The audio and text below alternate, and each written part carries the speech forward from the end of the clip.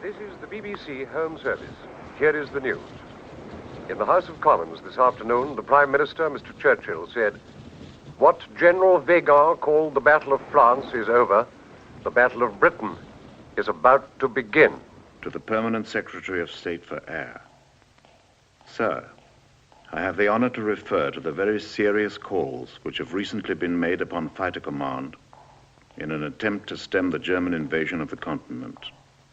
I hope and believe that our armies may yet be victorious in France and Belgium, but we have to face the possibility that they may be defeated.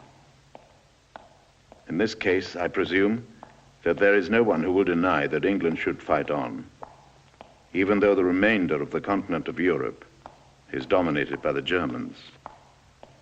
I must therefore request that not one more fighter be sent across the Channel. If the home defense is drained away in desperate attempts to remedy the situation in France, defeat in France will involve the final, complete, and irremediable defeat of this country. I have the honor to be, sir, your obedient servant, H.C.T. Dowding. For the British Empire, if you give Germany a free hand in Europe, Goering and his Luftwaffe would like to flatten London as a prelude to invasion. What's left of your army abandoned its weapons at Dunkirk. You're defenseless and just playing for time. We know the moves you're making in Washington, and we know the Americans won't be drawn in. Their embassy in London gives you 2 weeks. What about Churchill? After our last appeal, what do we hear? We will fight them on the beaches. With what? Winston gets carried away sometimes. With liquid courage. So they tell me. Clearly, you don't know him. David, we are not asking for anything. Europe is ours. We can walk into Britain whenever we like. If you think we're going to gamble on Herr Hitler's guarantees, you're making a grave mistake. All those years in England seem to have left you none the wiser. We're not easily frightened. And also we know how hard it is for an army to cross the Channel. Last little corporal to try it came a cropper. So don't threaten or dictate to us until you're marching up Whitehall. And even then we won't listen. The maddening thing is that he's right. We're not ready. We're on our own. We've been playing for time. And it's running out. This is the BBC Home Service. Here is the 9 o'clock news. Large formations of enemy aircraft today attacked targets in southern England. But the enemy's aerial armada came in for heavy punishment.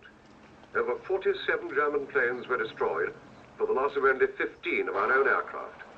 6 of these pilots were saved. Several RAF aerodromes were also attacked, and some casualties were sustained, but they were light. Ventnor, and now Dover's out of action. Our plots are drying up. Then we're blind. So now we've only got the Observer Corps. This is only the beginning. They won't stop now. We shall go on to the end. We shall fight in France. We shall fight on the seas and oceans. We shall fight with growing confidence and growing strength in the air. We shall defend our island, whatever the cost may be. We shall fight on the beaches. We shall fight on the landing grounds. We shall fight in the fields and in the streets. We shall fight in the hills. We shall never surrender. 2 sections, scramble!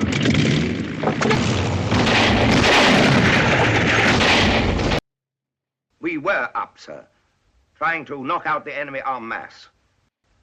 But it takes time to assemble 40 or 50 aircraft at 15,000 feet. It takes far too long.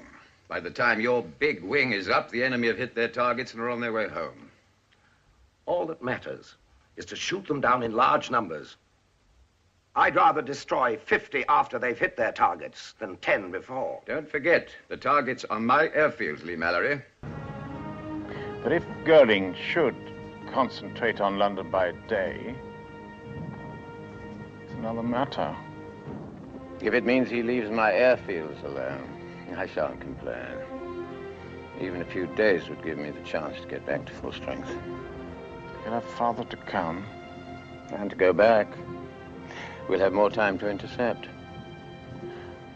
What's more important, Park, is fighters have only fueled enough for 10 minutes over London. His bombers will lose much of their protection, and for the first time, they'll all come within the range of 12 group. Perhaps now, at last, we shall see what Lee Mallory's big wings are made of. Turning on London could be the Germans' biggest problem.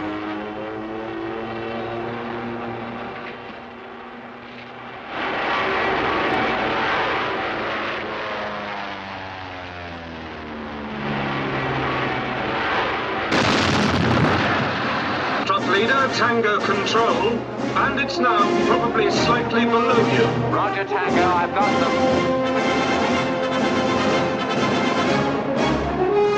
PV leader, turning starboard, now. Watch out for 109's about. Roger, Fairfield leader, going up now. Take the left-hand pair, Blue Leader. Roger. Everybody else keep tight.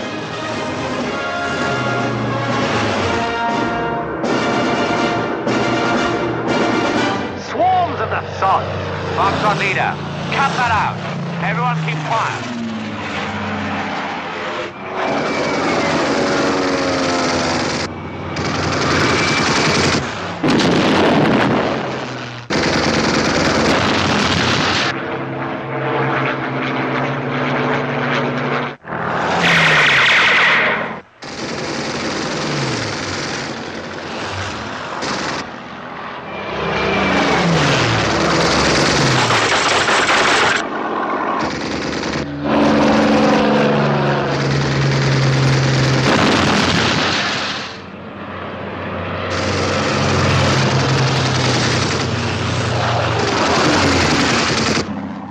Flaming fighters.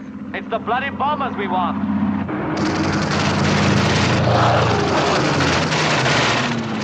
Gabiony prawego, atakuje. Następnie trójkę. O, uwaga, jestem gotowy. Zostaw, ja powietrze. Dziewcy na dole. Nie widzę ich, gdzie?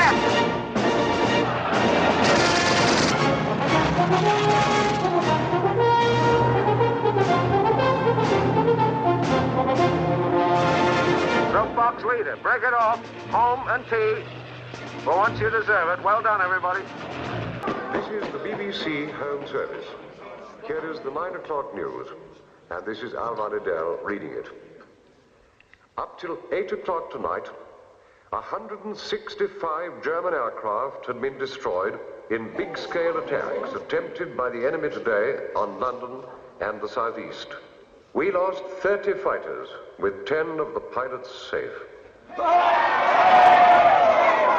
Buckingham Palace has been bombed again, but no one was hurt.